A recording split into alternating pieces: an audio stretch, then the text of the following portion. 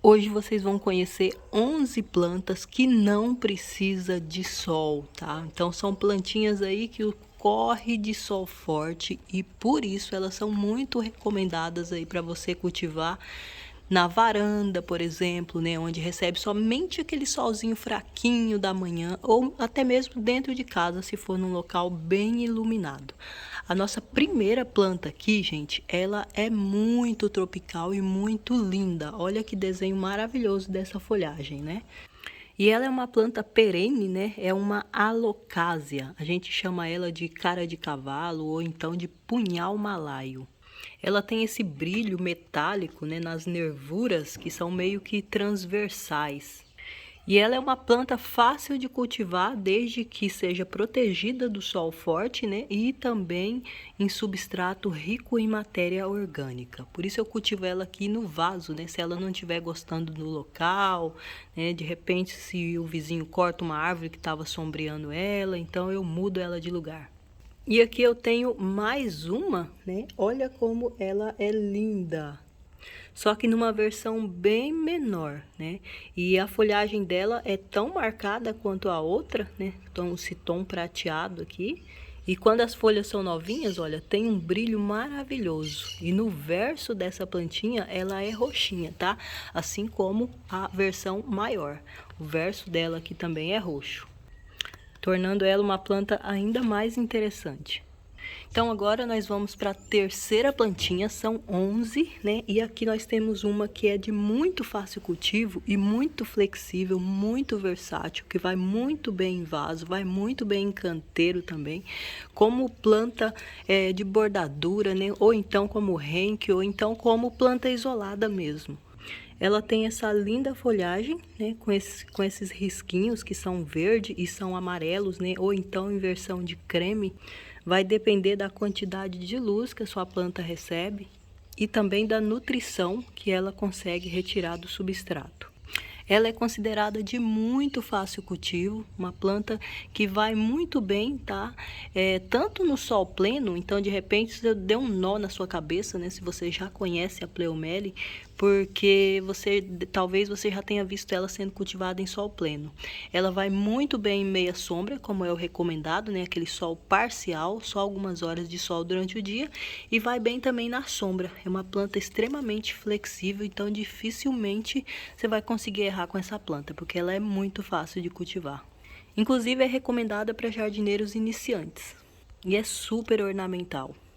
Aqui a nossa quarta planta, gente, já não é tão simples assim de cultivar. Essa daqui, né, é uma peperômia e apesar dela ser nativa do Brasil, ela requer alguns cuidados e proteção. Ela jamais pode ser exposta a sol forte, né, porque ela é uma planta de sombra, tá? Sempre na sombra. No máximo aquele sol fraquinho da manhã, né? Aqui na minha casa, por exemplo, ela recebe aquele sol fraquinho, por isso que ela tem essas folhagens bonitas assim. Você pode ver que é uma folha dura, né? Uma folha grossa, carnosa, com esse aspecto, né, de planta suculenta mesmo.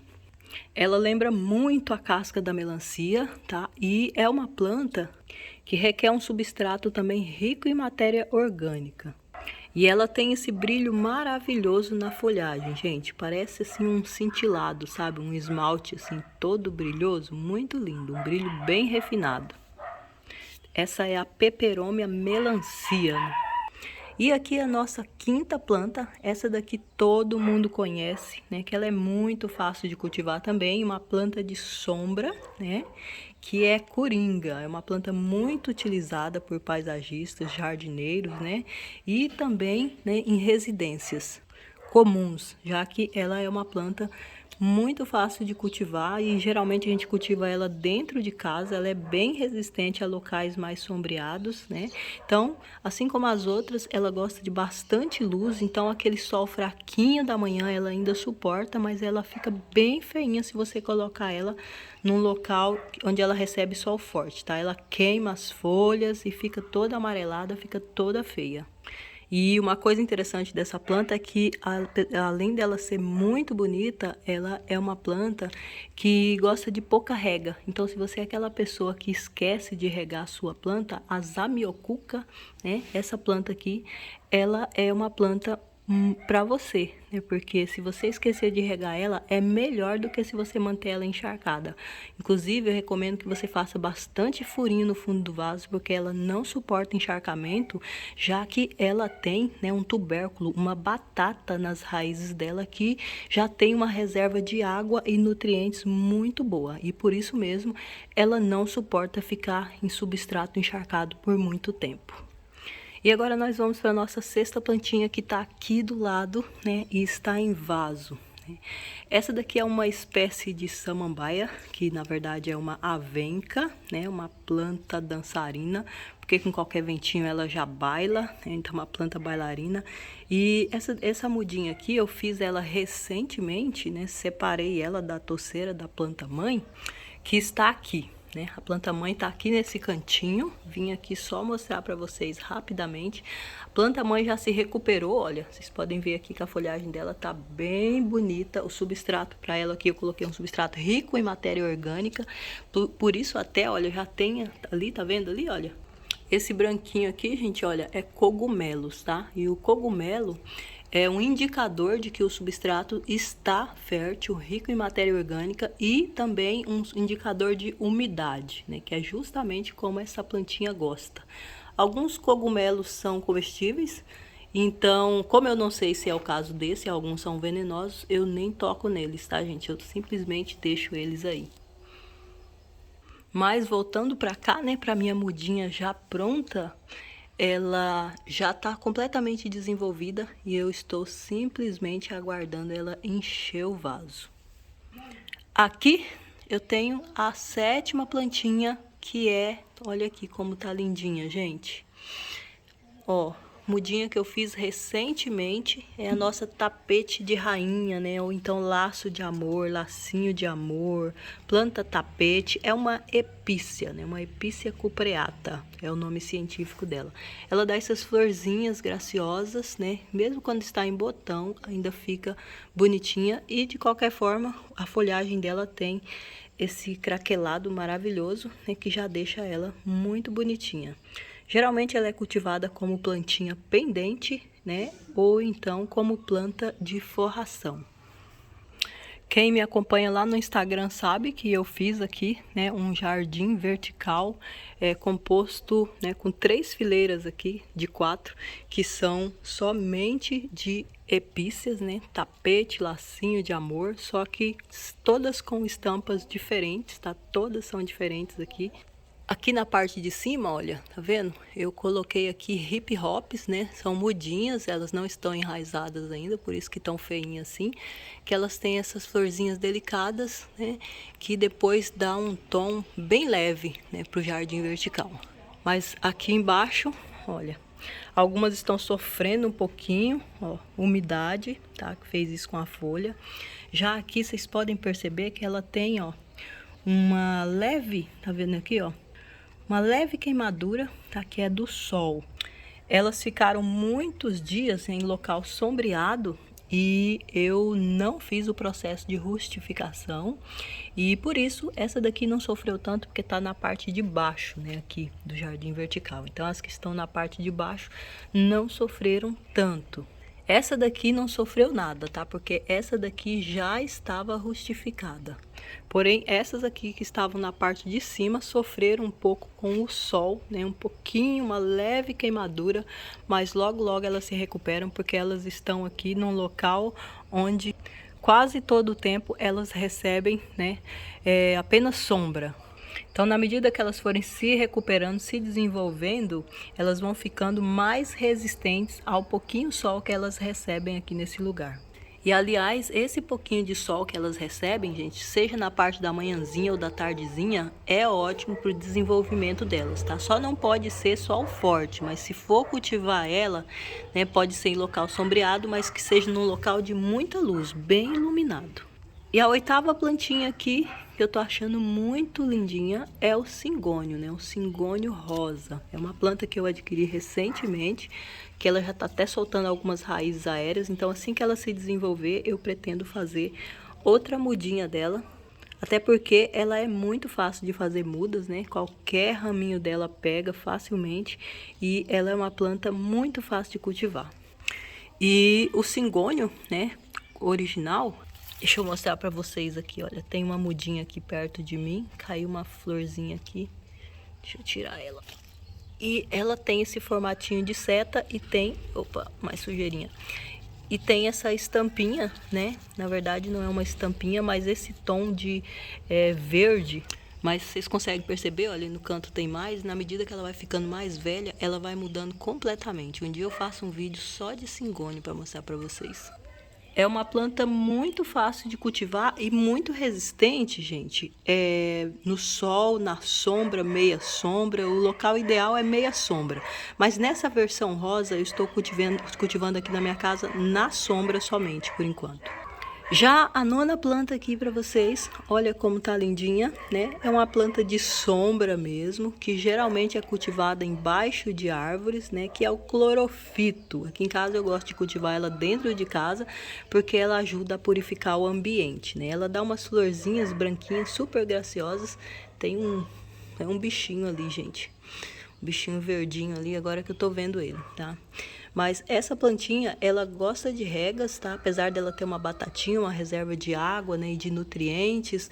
E por isso, se você deixar ela sem rega, ela perde a folhagem. Mas na medida que você vai fazendo rega nela novamente, colocando água, né, no substrato, ela rebrota com todo vigor, né? Com esse tom de verdinho, com as bordinhas aqui listradinhas. E há quem chama ela, inclusive, né, de gravatinha ou de paulistinha.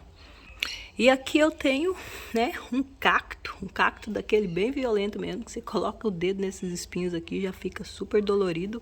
Mas essa plantinha, apesar do cacto, né, a gente sempre cultivar ele em local ensolarado, aqui na minha casa ele tá há muito tempo na sombra. É claro que é uma sombra super iluminada, mas é em local sombreado e está muito bem, tá? Tá bem bonito, tá com um tom azulado aqui. Provavelmente se ele tivesse no local de sol, ele estaria com uma tonalidade diferente, de outra cor. Que ao lado dele tá saindo várias mudinhas e eu pretendo cultivar em local ensolarado, né, para ver como é que vai ficar a diferença entre um e outro. Mas eu tenho ele há anos aqui na minha casa, tá? E tá sempre assim, super lindinho. Ele era pequenininho, mas agora cresceu, né, e tá soltando aqui mudinhas em volta da planta mãe. E a última plantinha, tá aqui, é uma ruérnia. Ela tá sofrendo um pouquinho, tá? Porque ela tá num local embaixo de outra planta. Eu trouxe pra cá o vasinho pra mostrar pra vocês, tá? Mas ela tá embaixo de outra planta e é num local sombreado, porém ela recebe bastante água da chuva, então essa época mais chuvosa do ano ela acaba sofrendo um pouquinho. Como é uma planta suculenta, né? É um cacto não gosta de muita água, então ela acaba sofrendo, tá? O bom é que o sofrimento faz com que ela, né, coloque algumas florzinhas, né? A planta fica desesperada com medo de morrer e acaba querendo, né, aí fazer a propagação para dar continuidade à espécie, tá? Ela tem essas florzinhas vermelhinhas, um vermelho bem fechado, bem bordô e delicadinha, né? Super ornamental. Ela é uma das suculentas mais fáceis de cultivar que eu já vi na vida, tá? Se você é daquelas pessoas que mata até cacto, recomendo que você cultive ruérnia. Ó, um gominho desse daqui, olha, é suficiente para você fazer uma muda. Vou aproveitar aqui, né, um vaso de rosa do deserto que eu fiz poda recentemente para mostrar para vocês como fazer muda facilmente dessa planta.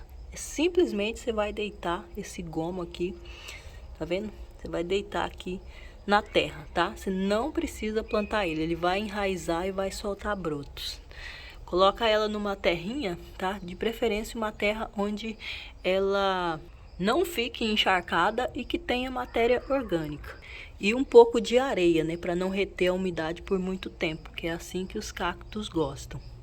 As suculentas de um modo geral. E como a rosa do deserto é uma suculenta, né, eu posso inclusive usar esse vaso aqui para acontecer o enraizamento, né, e depois transplantar ela para o local definitivo. Ou posso plantar no local definitivo também, claro. Aqui vocês podem ver que a rosa do deserto que eu fiz poda, uma poda radical nela, já tem, né, brotinhos aqui saindo por todo lado. Olha, aqui por todo lado saindo brotinhos. Essa daqui é uma rosa do deserto vermelha dobrada, gente. E ela tem as bordas escuras. Ela é bem linda. Inclusive, eu aproveitei todos os galhos para poder fazer mudas. Bom, mas eu espero que vocês tenham gostado desse vídeo, tá? Que esse vídeo tenha informações que seja útil para vocês.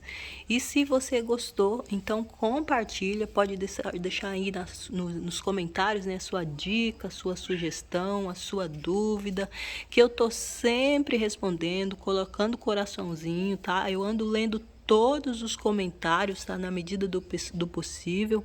Principalmente daquelas pessoas que assim que recebe o vídeo, né, já assiste e comenta, eu leio e respondo todos eles, tá? Então, fico por aqui. Muito obrigada quem curtiu o vídeo, deixou a cidade, né, onde esse vídeo tá passando agora. E um beijo para vocês, gente. Até o próximo vídeo. Tchau, tchau.